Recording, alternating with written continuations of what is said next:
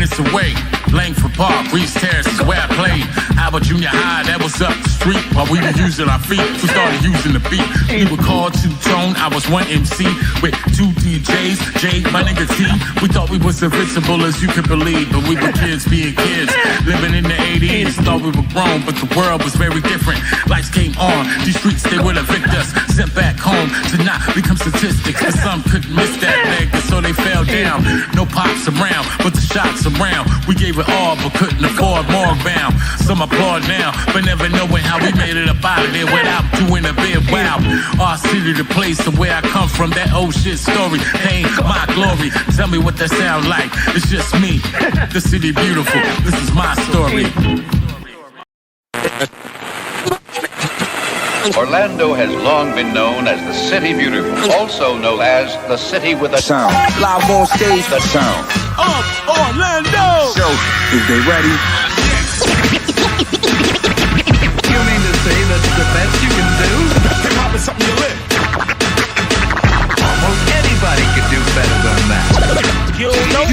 Okay, the sound of Orlando! Show. Knock this down like it's supposed to be. On your FM dial. Is trying to hold this up. What's up, party people, man? This is your boy Rome, back with another edition of the Soul Show. Yes, we always are going to talk about hip-hop culture and everything that affects hip-hop culture, especially when it's talking about hip-hop in Orlando and some of the legends in Orlando. But I would be remiss if I didn't mention my brother, Dr. Conrad Beckles, man. We go way back. He's one of the dopest people you will ever meet in your life. He's not only a club promoter at one point, he's been a pilot, still is a pilot, and he's a doctor as well. So without any further ado, let me bring in my brother, Dr. Conrad Beckles. What's good, homie? Rome, happy to be with you, my brother. It's been too long. Yes, sir. Yes, sir. And you know, I'm fortunate to be a brother to you, knowing that this man, you have so much knowledge on so many different things, and to me, all of that shit is like hip hop. Like you being a pilot, you being a doctor, you being a club promoter. Like that's like, you know, people being a DJ, MC, graffiti writer. You know, it's still hip hop. It's still adding to the culture. It's still pushing the culture forward. And I wanted to talk, you know, I wanted to let everybody know, man, how you were very, one of the people that started a lot of movements out here when it comes to the club scene, you know, and changed like the vibe from, you know, maybe it was like, kind of ghetto-ish, hoodish, and you brought some class to it and just totally opened the door for a different kind of vibe, and people need to know, man, who is behind that kind of thinking, the ideas that were involved, and, how you brought people like myself along, shout out to K Razor, your cousin, we were doing a rap group, you brought him along. I mean, like, you brought so many people along the journey where you were already like heading towards multiple journeys, so I just wanted to give the people an opportunity to know who this guy is, man. So welcome to the show. Well, thank you. I have to say, any of those journeys in life, I don't think any of us take them by ourselves. It's always, family, friends, that support is critical in terms of, doing the things that we feel are right to uplift the culture. And for me, it was always important to do, to represent the things that I believe in and the things that I was taught, so for us, starting promotions, we saw an opportunity to give Orlando something that it just didn't have at the time. I mean, Rome, if you remember, we were battling so many elements during that time downtown. Remember Glenda Hood, police officers, Talk about it. telling us how many people we had to have during security for our people, yet other clubs down the road had no security, whistles being blown when clubs were being let out, at us, but people not really doing that in other spots, not even a block away. So, it was important for me. And I think, my brother Warren Beckles and Colin Ford. Shouts out to Warren, Colin. And Colin, those people were instrumental in that design in terms of what can we do that's different to really add something to the culture, and at the same time have people understand that we are not one people. We vary. We're not a monolith, right? No, we're definitely not a monolith. And when we get a little bit more into the story, you'll understand that for us, promotions was a love, but education is a love too. And that is part of our culture. Right. So. Right. And so when you got initially, where are you from? What is your background? Yeah. And kind of what led you up to the CNC promotions? Okay. Born and raised in Brooklyn, New York. I'm a New Yorker at heart. Once a New Yorker, always a New Yorker. And grew up, spent some time in Brooklyn. And, Brooklyn for my parents was not the easiest place to be brought up. We're Flatbush, Brooklyn. So at some point, my parents made a decision that it was best to kind of move us out to Long Island. So, but I still had family in Brooklyn. So I spent most of my early teenage years growing up in New York and Flatbush and listening to Special Ed and Big Daddy and all those people that we would actually see walking down the street.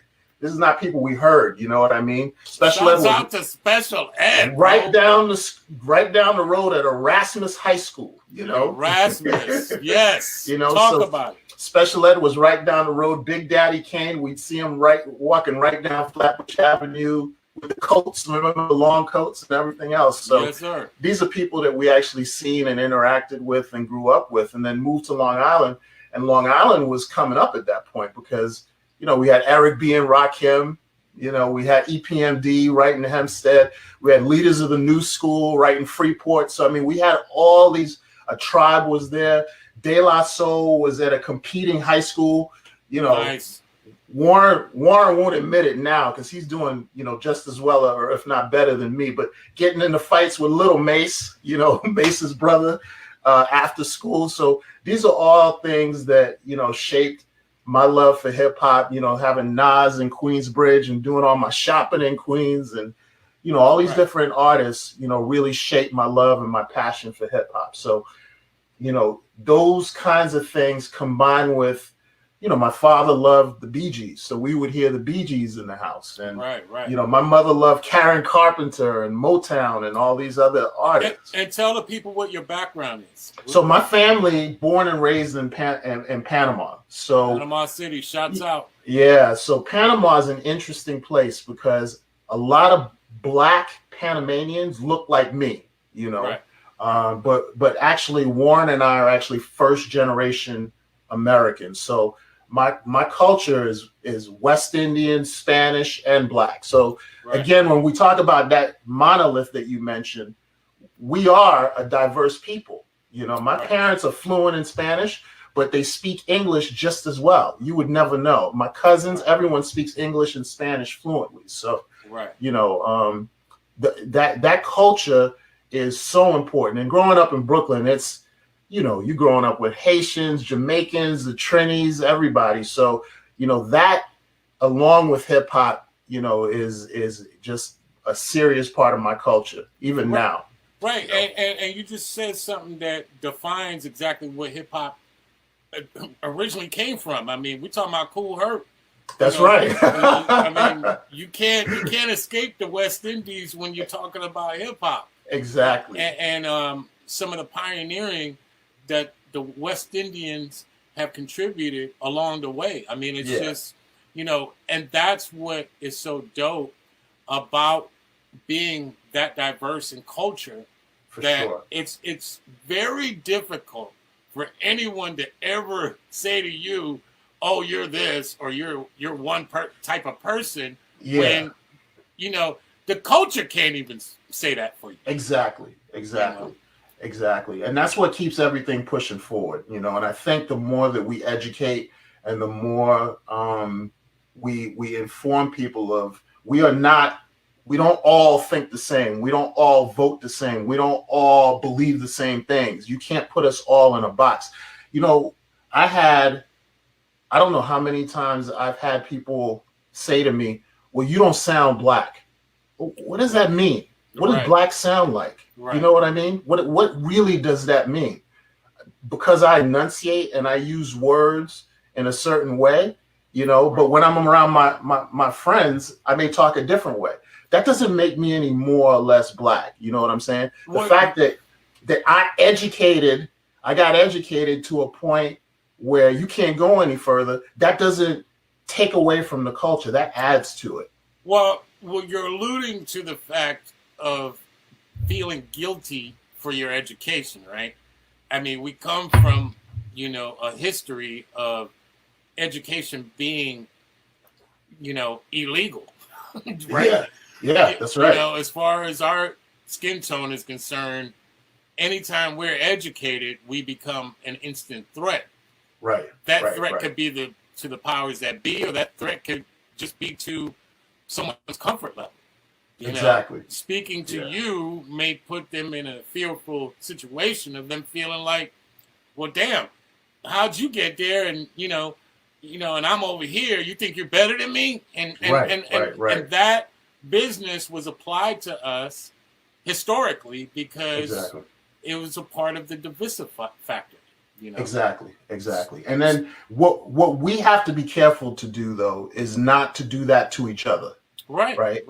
That's important. Like, we have to support those of us that choose to do one thing and those of us that choose to another path.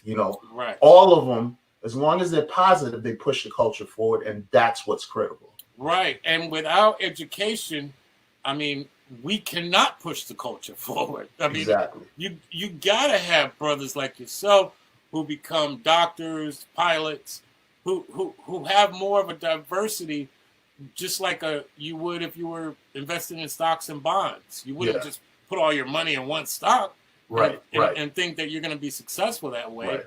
It just doesn't pan out all the time that way. Now here's where it is important, though. It is important that when you get that knowledge, right, even if it's just knowledge itself, you get knowledge, educational knowledge. For me, it's critically important to make sure that those lessons get passed on to my daughter, to other children that are struggling, to other people, and make sure. I tell young people all the time, because I have interns, I tell them all the time, make sure no matter what you want to get into, I don't care if you want to be a DJ, I don't care if you want to be a doctor, a lawyer, whatever it is, get a mentor. Find somebody that is doing what it is that you want to do, and go volunteer for work for free. Do what you have to do to educate yourself on as much of that subject as possible, so you can then go out, become that person that you want to become, and then pass that knowledge on to the next generation. That is critically important if we are going to keep the culture moving forward. Now, you just said something that dates back all the way to slavery, right? It wasn't the reading that was the problem, because the reading was just one aspect of it. It was the instant sharing of that knowledge. That's right. That was the threat. That was the reason for the lynch. That was the reason to be killed, for sharing that knowledge. And we're still struggling through that. That was a national molestation on our skin tone, because we're still struggling with the concept, the idea of sharing or giving back, and not feeling like these people are taking something away from you for free. Right. You know, if anything, this virus has taught us is that, you know, if you're sick, your money really don't matter. Oh yeah, time. Right. Time your matters. time is your most valuable asset. Valuable asset. Right. That's right. So you can't get buried with them. So, you know, right. Time is definitely the valuable asset. Absolutely. So let's get back to your journey through Brooklyn. What was the moment that you said, all right, boom, or maybe it was your family, I'm coming to Orlando, Florida. Okay. So what was that move? I would say, you know, my father is an airline pilot. So, you know, and I had gotten to the point where I graduated school, and I think my parents felt like to give us the best opportunity. You know, New York started to change. Even Long Island started to change where we were growing up. The neighborhoods weren't being kept up the way that they used to be. And let's put a date to that. What era were you talking about? So we're talking about, you know, I graduated in 1990, and my parents started building a house in Florida during that time. So, and actually what ended up happening was my high school year, I was commuting on the Long Island Railroad, living with my grandmother in Brooklyn because my parents had sold a house because they were building a house here in Florida. Right. So I was commuting back and forth, you know, after going to school during the day, you know, from Long Island all the way to Brooklyn. And all my New York people that are watching, you guys understand what kind of journey that is to do every day. But it was important to me and important to my parents for me to be able to stay and finish my high school year and then come down to Florida to begin, you know, my career, or at least my schooling, you know, and start really thinking about a career and what I wanted to do with the rest of my life. At the same time, I think it was an opportunity for my brother Warren to move down here, and they really wanted to get him into the best schools possible and make sure we both had the opportunity. Again, in my family, it is important to get all the education that you can and take advantage of that education. So that was one of the things that my parents were very big on, you know, getting us into Florida, and, you know, me starting, you know, University of Central Florida and going to school and continuing on with my education. So how do you go from, you get to Orlando, and it's definitely different from New York City, especially Brooklyn. So different. And so you get down here, you know, and you got this idea to pursue your career being a doctor. How did the hip hop promotions come in? That's a great question. So it really started, you know, the goal for me was to, you know, kind of follow in my father's footsteps and become an airline pilot. At the time, the airlines really wanted you to have a bachelor's degree, you know. So my mom's a social worker, and I decided, you know what, maybe not sociology, but I'm going to get the bachelor's degree in psychology, and then I'll move on and become an airline pilot. So I was actually going to flight school, and I was going to University of Central Florida at the same time, and they had a flight program at UCF. So I was like dually enrolled doing flight training and also doing my bachelor's degree in psychology.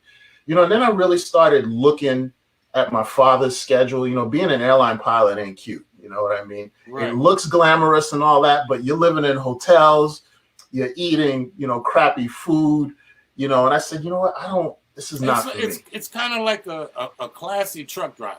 Yeah, exactly. It's a high tech truck driver. Now, I hope he's not listening. He may have taken offense to that. No, I heard. But you know, because you're responsible for so many people's lives. But for me, it wasn't a thing where it was something that I wanted to pursue. You know, and getting into psychology, I realized this is something. I don't care what area of business you're in. If you're a DJ, it's psychology. If you're in business, it's psychology. You know what I mean? Right. This is something that will serve you in all aspects of life. If you're dealing with your kids, it's psychology sometimes. So, right, you're damn right. You know, you deal with anyone, co-workers, your women, anybody. You have to have some level of knowing how to deal with them psychologically. Right. It's what they're saying. Sometimes it's what they're not saying too. Right. Absolutely. And I think that's what becomes, dealing with psychology helps you to understand. So, on that journey, we're going, Colin and I are at the same time going to the University of Central Florida. And we realized, wait a minute, we know a lot of people on campus. We're going to these Rollins party colleges because Rollins College at the time, the ratio of women to men was like 8-1. So wow. Myself, my friend Frank, Nigel, Warren, Colin, we're all going to these Rollins college parties, and we're meeting people, and we're going to UCF and all that. And we said, you know what? Why don't we try we had heard about Wind Down Wednesday at the time. Right. And we said, you know what? Why don't we try to do something similar, but for a younger crowd? Right. So Four Fighter Group was something I had known from being a pilot, because it's actually a pilot restaurant. That's a restaurant where a lot of pilots would fly into and have dinner, and then they fly out. So I was familiar with Four Fighter Group. So went over to Four Fighter Group and just started talking to the manager and saying, listen, we know a bunch of people on campus. Like, we know everybody. So, right. Give us an opportunity to do like a high class kind of network event. And that was something that he gave us an opportunity to do. So we did that, and it was successful. So at that point, he says, listen, my Saturday nights, I don't really have much going on. Let me give you a Saturday night. We know that, like, for me and Colin, it was important to figure out, okay, we can do this thing alone. But, the theme throughout, and I hope this runs through our discussion room, but the theme for me in my career is there's nothing that I don't have an ego that says I did any of this by myself, Right. But we knew we needed help. So at the time, we were really, really good friends with Bartell and Jay Love. And Shouts out to Bartell. To Bartell. That's my brother, man. I miss him. R.I.P., man. Yep. I miss him. Bro. I miss him so much. I mean, he was just the most down-to-earth guy. But Bartell was really instrumental in, honestly, two people were really instrumental in terms of that crowd. It was you and Bartell. I mean, wow. The two of you really helped shape those nights. And I want the people to know, I remember one night when we were just getting started, and I heard Remington talking about Four Fighter Group the other day. I got to agree with him. First couple nights at Four Fighter Group, it was nobody there. Yeah, it was brutal. It was brutal. But we teamed up with Bartell. Bartell's running off commercials, and he's talking it up. And, Bartell was like the mayor at that time. Oh, yeah, bro. He was beloved in the city of Orlando. He was. I would spend time with Bartell, and people were asking him for autographs. I mean, he was bigger than the mayor at that point. So right. we aligned with him, and we aligned with you. And one of the things I remember you saying, man, I do want the people to hear this because it shaped a lot of how I view things now, even as an adult. I remember you sitting us down, and we were charging like something crazy. At the time, $10 was crazy. Charge people to get in the club. And I remember you sitting us down, Colin and I, right? And you saying, listen, I don't know what you brothers are doing. We haven't even given these people a sample of what we can offer yet. Let them in. Let them experience that. Let them feel what we have, and then you can start really charging them. And that lesson stuck with me for life, because it's a metaphor for sometimes it's not always about taking from people. A lot of times it's about giving back. And I think that's what you were trying to convey to us. And I tell you, we did that. And if you remember, it was like the first Saturday that we got, it was like a few people. Next Saturday, it was like 800 people. Right. Next Saturday, it was like so many people. We ran into the Classic at that point. It was so many people. We couldn't let them all in. Right. It was like a war at the door to get in. So, and that was crazy because, Four Fighters wasn't necessarily designed for that, and so you had people. It really wasn't. I was laughing at Remington. Like, you had people, the booth was literally like on a little wall, and you had people surrounding the booth, as we do in Florida. Exactly. Everyone surrounds the booth, and you could literally not get out. Right. The back. They were literally stuffed on each other. And that was part of the experience. They were stuffed on each other that it was like dope. Like you just wanted to be stuck against somebody that looked good or had your vibe or something. Exactly. And it looked good when a lot of people weren't in there first. You know what I mean? Because Right. everybody was crammed together. So, Right. but, you know, I heard Remington talking about this, and I got to agree. The vibe in the Fourth Fighter Group with those lights in the background in the restaurant, you know, it was something else. And it really shaped my understanding of nightclubs. And it started, that was the beginning of, I think, myself and Colin and Warren. That was really our beginning in terms of how business needed to be run. That was an early education on business, because we had the most difficult time. You know, one of the aspects that I don't know if you've covered with other people from the promotional standpoint is dealing with club owners. That is a whole science in itself. Oh yeah. Because my job, as I saw it, was to protect the DJs, so the DJs were free to not get harassed about what they were playing, how long they were playing. You know, sometimes we had a vibe going. Sometimes, Rome, you had the crowd just moving. And that's the point when liquor stops, they want everybody out. Right. You know what I mean? It was real difficult fighting those battles upstairs, dealing with a lot of, not all of them, but many of the club owners. That was a challenge. Well, you just spoke on some true history there, because at a point, and you touched on it earlier, but at a point, there was racial components. Oh yeah. To dealing with these owners. A lot. Because even if the money was good, they had issues with, we don't want you playing that music, or we don't want you playing it that loud. Like, who goes to a club and says, turn down the music?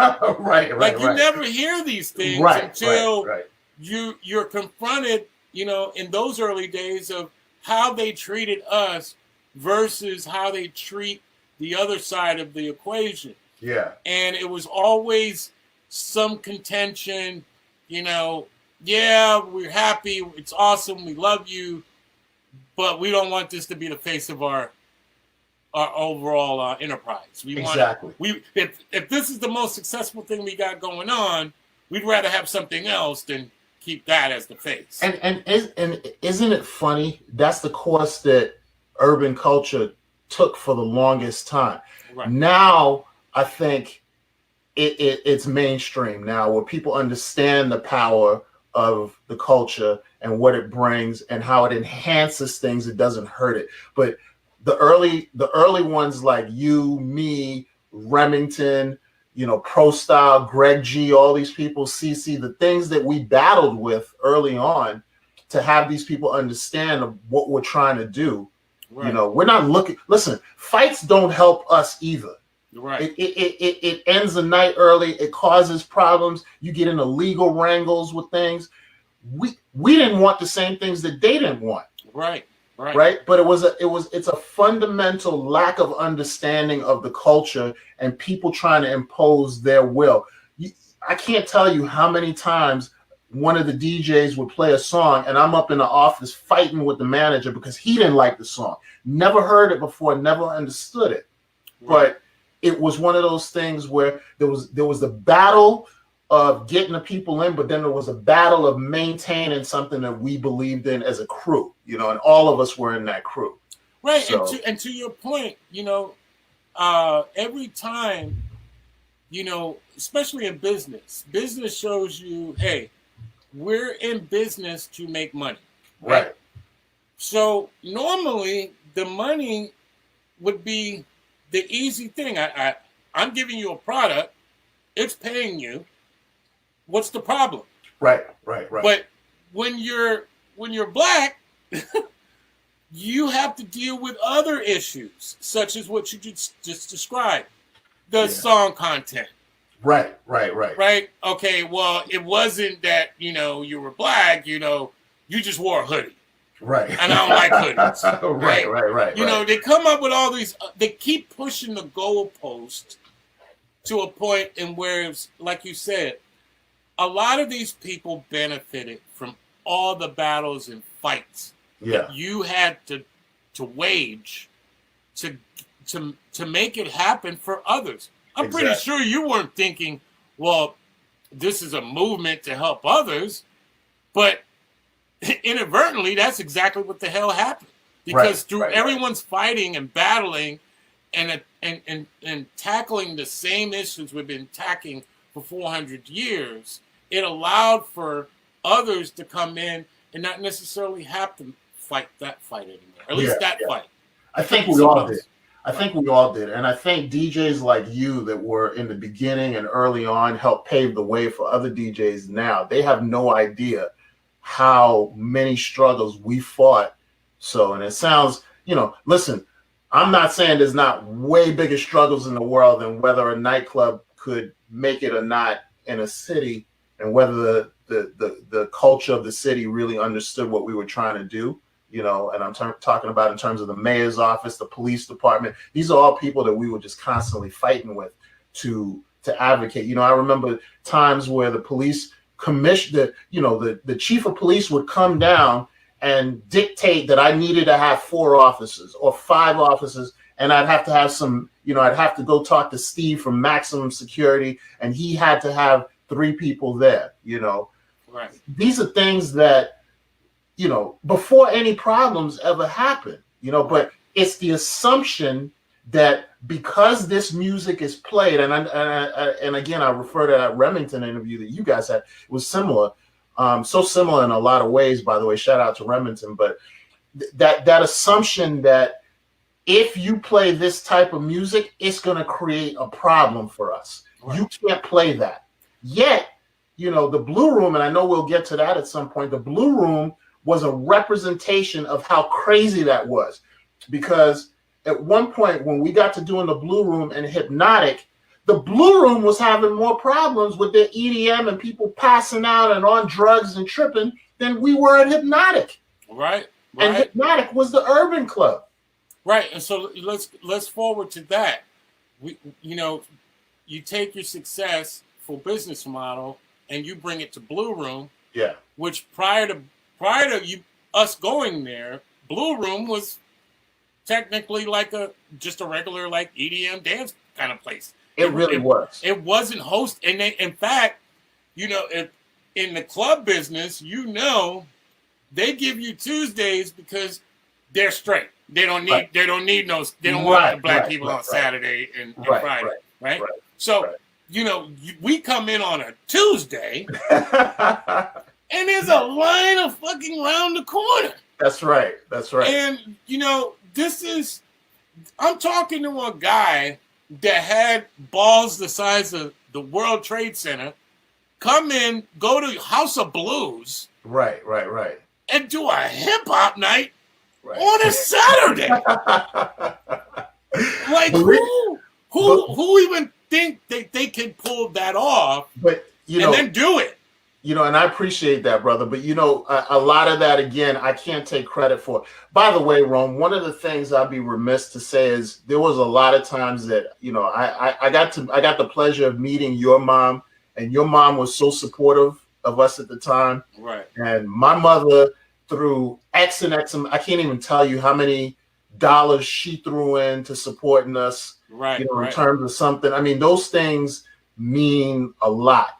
And I think with the House of Blues and the Blue Room, it really was beginning to use those relationships and leveraging, and this is a lesson for life, leveraging relationships with the people that you think at least have some insight into your vision. Right, absolutely. And I think that at least at the time, the owner of the Blue Room saw that we were trying to do something that was different. We were trying to do something that was a little more upscale. Listen, again, we didn't want any thugs in the club because thugs is a different element. Thugs is not hip hop. That was the perception. Hip hop equals thugs. No, hip hop is the gamut. Urban culture, it runs the gamut. You know what I mean? Right. And the early days, we didn't see it as a form of regentrification, but it is. When you're thinking about you want our dollars, meaning you want our land, but you want to dictate who it's fed to and how. Right. And that to me is what exactly happens on down the line when you're dealing with ownership. Yeah. Their interests don't lie in what the promoter is banking on. The promoter needs the people. Right. The businessman, he does need the people. He just doesn't need their issues or what they're fighting for. Right. He just wants dollars. He doesn't want, Joe Schmo to come in here and be like, I believe in this joint. Right. I believe in what you guys are doing. Right. Because when he decides to change and go to a more profitable area, he's not going to care about what that dude believes. Exactly. That's exactly right. But promoters, their job, we're using, if you want to break promoting down, you're promoting not necessarily the venue, but you're promoting the idea of who you are. So when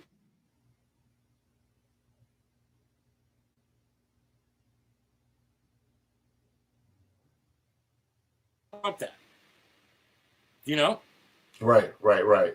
Yeah, I mean, I feel like sometimes promotions gets a very small view when you're talking about the level of confidence and what you have to your point, psychology, what you have to do to get people to support you, so wherever you go, they will believe in what you're doing. Exactly. It's like running for president, right?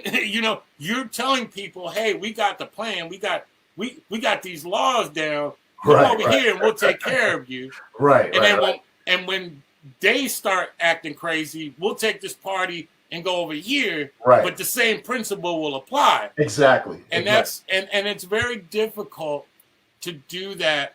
I mean, even Jesus asks, why are you forsaking me? I'm pretty sure there were plenty of times you're like, man, this is worth it, man. Well, there was.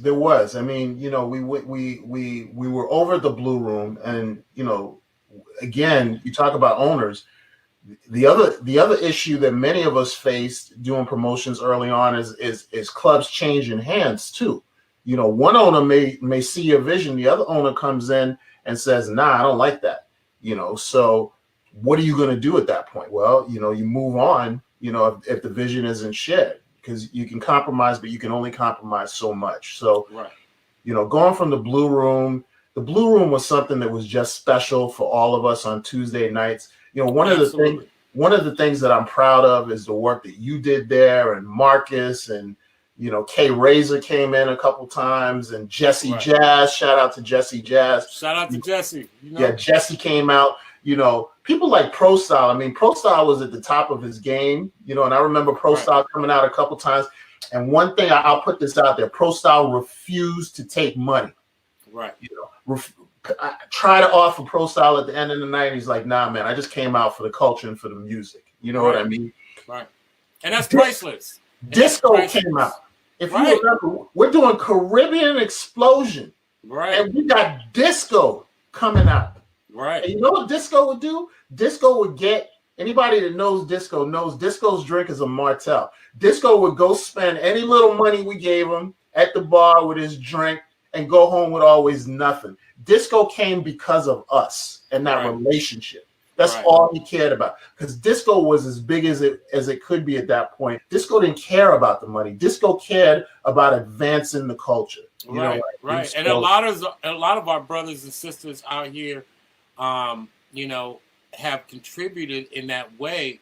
And that's why it's so important for this platform for me to be able to bring a spotlight to that, because I think, the kids kind of have continued forward, and everybody to your point, knows each other through relationships.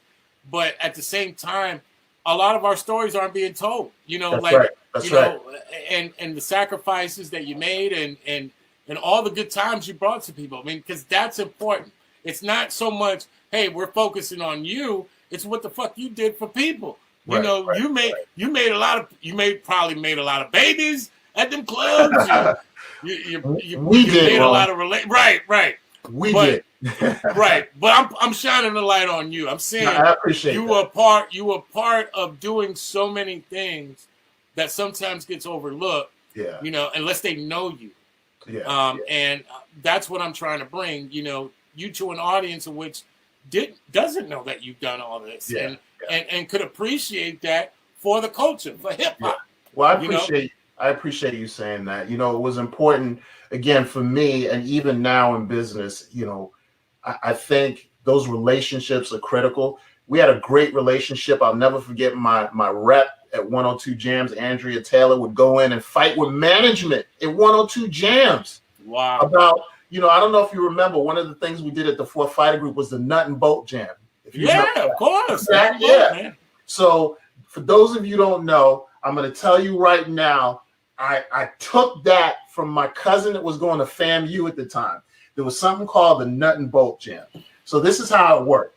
We go to Home Depot before the night, okay, before the club night. We buy a bunch of bolts, like literal bolts, and we buy a bunch of screws, okay?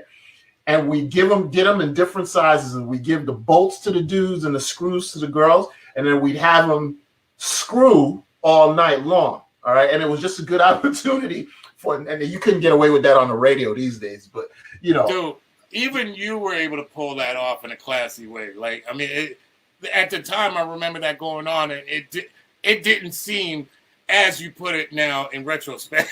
Yeah, I mean, it's crazy looking back at it now, but it worked. No, it worked. It worked. It was something different, and you know, in an ocean full of, you know, monotony, you know, you brought something different to the table that was like a blessing, you know, especially for people that were hearing the same crap, same kind of DJs everywhere.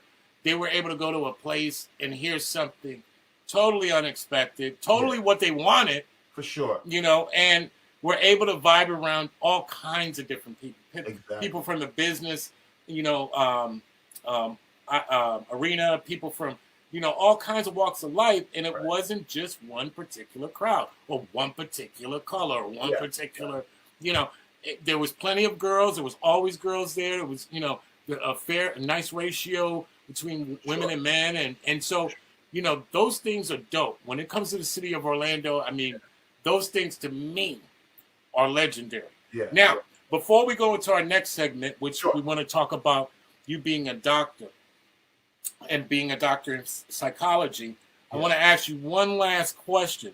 Sure. What was the craziest thing you've seen in promotions? Go. God, man, I've seen some crazy stuff. And this was the night you were there. So one night we decided to do something different at the Blue Room, and we had a block party, right? So at the time, you know, Jay-Z, DMX, Mr. Vegas, we were doing a Mr. Vegas concert, and Jay-Z and DMX were doing that tour together. So they were all in town. So, you know, Colin and I are in the Blue Room. All of a sudden, I hear the, "Yo, dog, what's going on? What's going on? What's up? What's up?" And it's DMX. DMX walks in the club, right? Got 10 guys around him, right? So I'm like, oh shit, this is DMX. Start walking up to DMX. I swear to you, Rome, this dude that was like 5'3" jumped in front of me, right? I said, hold on. Where you going? Where you going? Who you going to talk to? I said, listen, I'm the promoter, man. I just want to go talk to DMX, right? Right. So DMX is in the club. And he's like, yeah, dog. Just came out to check out my boy Vegas. Because at the time, Here Comes the Boom was on. Right. That was during the time Belly came out. But Exactly. The movie Belly. Right all that era. Yep. Right during that time. So the little dude lets me through. We start talking to DMX, and we're like, listen, man, Vegas isn't here. He's at the hotel. He'll be over later, but can you go on stage, man, just for 5 minutes? And I mean, he's getting ready to play at the arena with Jay-Z, you know? Right. Can you get, and it's really Colin. I got to give Colin credit. Colin's like pushing him, man. Come on. So I run out to Rome, and I'm like, Rome, listen, you got to put on Here Comes the Boom. And I don't think you saw DMX at the time. No, I didn't. I don't think you knew he was there. And you're like, why are these dudes asking me to play Here Comes the Boom? I said, just put the beat on. I promise it won't disappoint. So DMX did not want to do it. We badgered that brother to get on stage. I mean, we were on him. He's like, fine. all of a sudden DMX runs out on stage. I'm on stage with DMX, which I would never think of happening. You were like, oh my God, it's DMX. I mean, it was epic. And that's one of the craziest, most fun times I've ever had. Well, shouts out to DMX. I mean, that was an amazing time, especially for downtown Orlando. For sure. I mean, we definitely see some craziness at the Blue Room, believe that. Yeah. So when we get back, we're going to talk about, Dr. Conrad, his philosophy on some of the things that maybe help some people if you need answers to things. I know during the coronavirus, man, a lot of people are going through depression, suffering crazy stress, and the doctor's got a few things he wants to say about that. So as soon as we get back, man, this is what's going on, man. Yes, I got my brother Conrad in the house, bro. Love him, and this is awesome, bro. Let's go. Let's do it.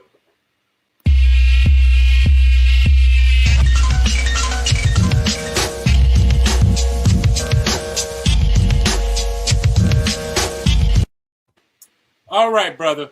Now let's talk about some real stuff that affects us all, and that's always mental health. Now, this doesn't apply to people that are crazy like myself. You can't fix that. So we all got a little bit, brother. Right. So, shouts out to all my people that are a little bit crazy and don't need no medicine. We good. But yes, let's talk about mental health and some of the things that you wanted to discuss to the people. Yeah, mental health is a serious topic. Just so people know, one of the things that was always big for Warren, myself, Colin, was education, and promotions really was, while we had a passion for it, was always a vehicle to make sure we furthered our education. So for me, using money from promotions, support from my mom, my family, I pursued and went ahead and pushed through with, a master's degree, and now, subsequently a degree in psychology, a PhD, a doctorate in mental health counseling and psychology. So, I asked Rome for the opportunity to talk to people out there and let them know that, during this time of crisis, stress, anxiety, all kinds of things, not only with you, but maybe a family member, a spouse. For those of you that have young children, these are things that are critically important, especially in the urban community. I want to say, listen, I'm Black and Latin. Okay. So I have both, and both cultures, equally strong. And, it's in our culture, in a lot of ways, it's taboo to go seek help. So I want to make sure that people have some resources out there. If you are struggling, if mental health has been challenging for you, if you lost your job, if you are having, if you lost a loved one to what we're going through, there are resources out there for you. And I want to make sure that people understand that, organizations like NAMI, National Alliance for Mental Health Illness, and, there are the National Suicide Prevention Hotline. These are all things that you can link up to and make sure if you are struggling, and even if you don't want to talk to a mental health provider, find a friend, talk to a pastor, find somebody that you trust that you can go and seek help with. We've lost too many people to suicide, especially in our community, and it is important to seek help. There's nothing, you're not weak, you're not a punk, you don't have a problem if you seek mental health. You know what? The opposite of that is true. You are strong if you go get mental health. You're strong for your family. You're strong for the ones that love you. Okay. So make sure that you reach out and ask somebody for help if you are struggling. That is critically important in our community, and in all communities, really. And why do you think it's so prevalent in our community that we adopted the culture of, let's just put some duct tape on it and keep it moving? Yeah. Let's not talk about it. I mean, if you get a discussion about it, the stigma is, you're a punk. Or you're weak. It's not there for, especially men, Black men. Right. You know, it's not there to be looked at as like that's something to be admired. Yeah. Only after the fact. Like, how did anyone know about it? I mean, you look fine to me. Right. You know, right. and all these things that we tend to sometimes attach to our well-being. It's difficult to talk about it because, you know, there's one side of it, like I said, the punk side, being a punk. And then there's the other side of, you know, is that person going to use, you know, this bad time against me? Right. You know, and having that as feeling like, you know, should I have my business out there in the street? And that's another thing. Right. You know, so to your point, how do we get past that? Yeah, it's difficult, you know, and I think we have to dispel a lot of notions. You know, one of the things that has come about because of issues like that is the Hipaa laws. So when many of you go to your eye doctor, you go to the dentist, you go to your regular doctor, you notice that you are signing HIPAA waivers and consent. So your medical information is always going to be private. Now, the only caveat to that is if obviously you're saying you're going to go out and hurt somebody or you're going to hurt yourself imminently. You know, at that point, a mental health practitioner, whether it be a physician, a doctor, whoever it is, a social worker, has to step in and make sure that you're going to be safe. But, you know, for the most part, you know, I think there's a in our culture, there's a perception that getting help is a sign of weakness. And I don't know really where that comes from. I think that boys are taught to be tough. You don't cry, you know, and quite honestly, if you look at it, the lifespan between men and women are a lot shorter. Do you know why? It's not 9 times out of 10 is because men don't emote.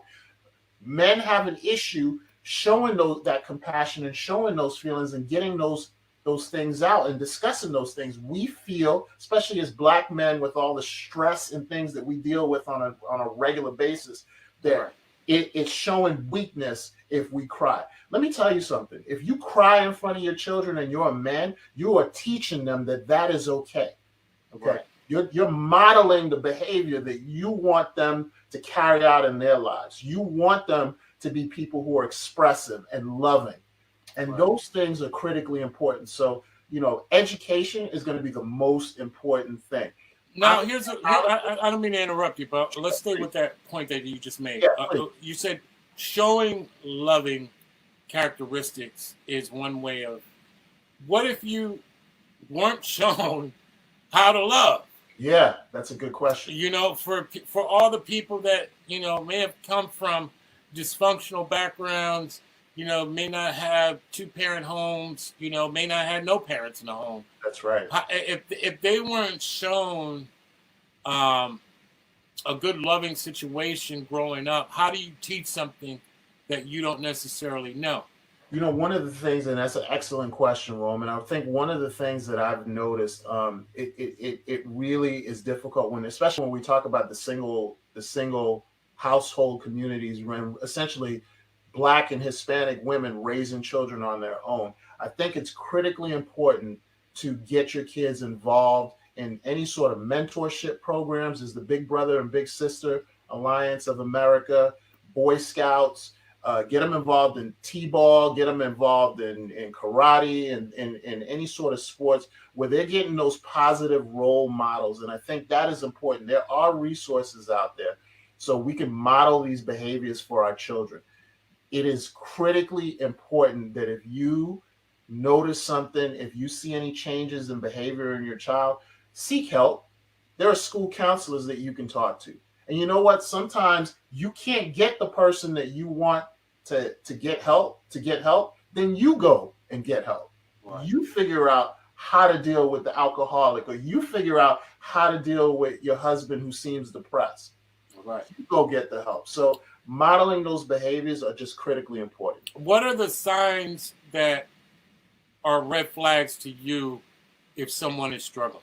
Okay. So, you know, oftentimes, especially if suicide is an issue, I'm going to go with suicide and then I can talk about a couple other things. But with suicide, changes in behavior, if you notice that the person is starting to give away items that they normally would have, loss of interest in things that they would normally do, starting to write a will just out of the blue. We should be writing wills anyway, but writing a will all of a sudden in conjunction with somebody seeming depressed or sad, any sort of mood changes.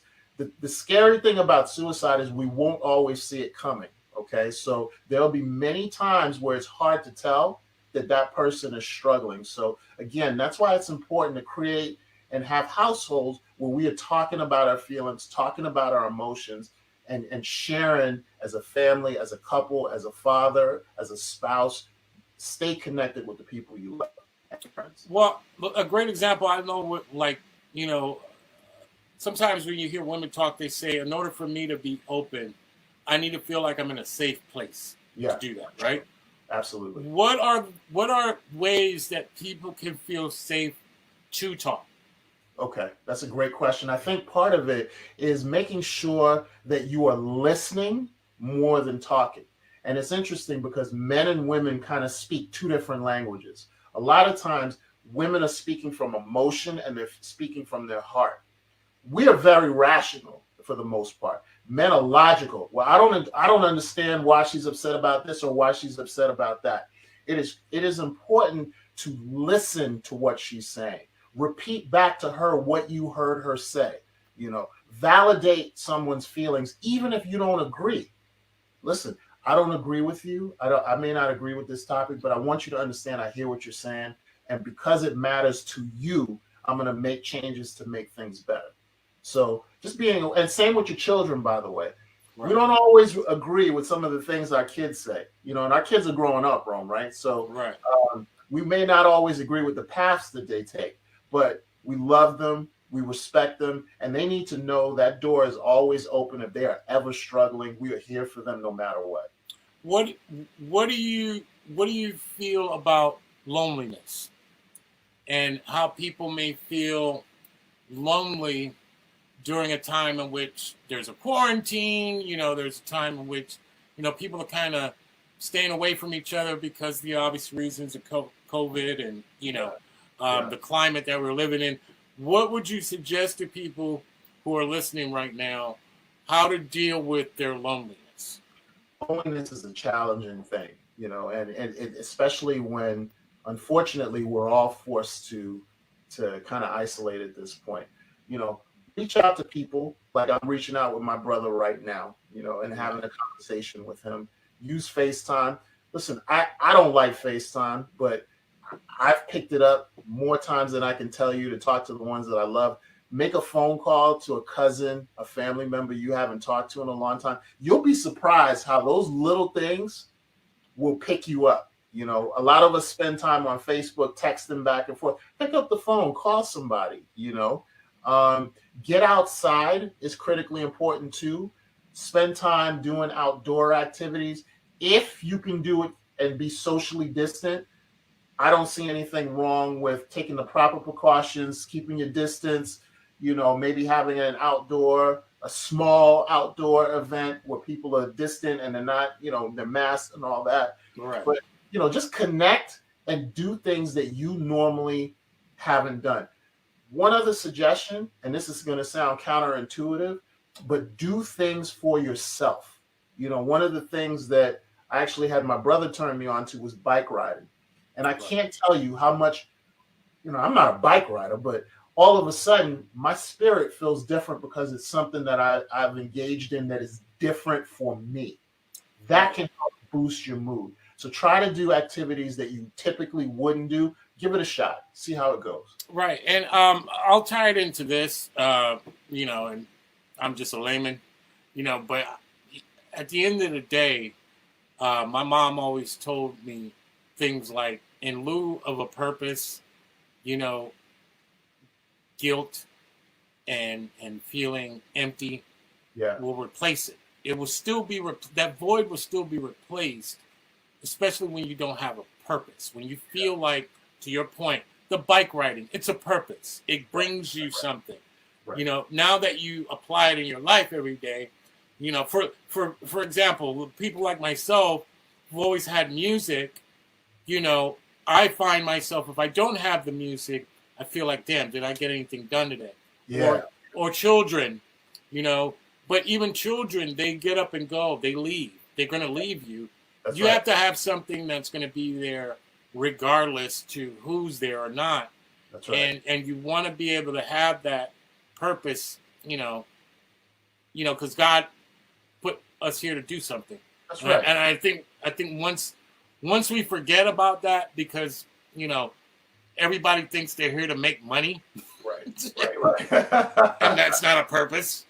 No, it's not. It's not a purpose, and it's not something that's going to sustain happiness. Your true happiness is, our family and the people we love. And even I was looking at a picture the other day of your beautiful family, Rome, and how the kids are all grown, man. I know some of those kids when they were little, and right. Those are the things that really are the legacies that we leave behind. It's not the music, it's not the money, it's the love and our connection with each other, the human spirit and the connection to each other. So that's why I can't thank you enough, man. I really appreciate you giving me the forum to talk about mental health illness and mental health awareness, because it's so prevalent, and we don't need to lose another person when maybe sometimes somebody just needs a phone call. So reach out to those that you love. If you haven't talked to them for a while, check on them, make sure they're okay. And you heard it here first. I mean, we're this ain't your last time on the show. We got plenty of people that are suffering right now, in ways that they're not communicating about. We've all 2020 has literally molested all of us. We get out of 2020, we're survivors. Yeah. So I mean, there's going to be a whole lot of conversating and communicating that needs to go on. That's right. To kind of, get people in their head. No, you weren't seeing things. This happened. That's right. And this is how we deal with it. So yes, absolutely. On the Soul Show, we're going to have a roundtable discussion with my brother, Mr. Conrad Beckles, and his friends, and we're going to discuss some more mental health issues and things that people need to be aware and where they could go if they need to find help. You already know, bro. This is your brand new home to talk about it. I appreciate that. You're always welcome, man. I love you, brother, and thank you so much for having me on, man. I can't thank you enough. I appreciate it. Yes, sir, man. This is you are a part of that sound of Orlando. So fuck what anybody else is talking about. That's what's going on. You are the sound of Orlando, bro. I love you, brother. Thank you. Yeah, love you too, bro. I appreciate it. Yes, sir. That is my brother, Conrad Beckles, Dr. Conrad Beckles, bro. He came and visited the Soul Show today, man. We're talking about all the great things that he did growing up, and what I was, blessed to be a part of. And he was talking about how if you're struggling through things, you can get some help. We all need help, man. Don't ever feel like you're too great that you don't need help. We all need help, man. And he supplied some numbers. I'm going to show that number one more time. If you are going through anything right now and need some way of dealing with it, feel free to call that number. Please, believe me. You have been listening to the Sound of Orlando show with your boy, Rome, live and direct, and my special guest, Dr. Conrad Beckles. Yes, that is my brother. He is the Sound of Orlando. Let's go! Let's go!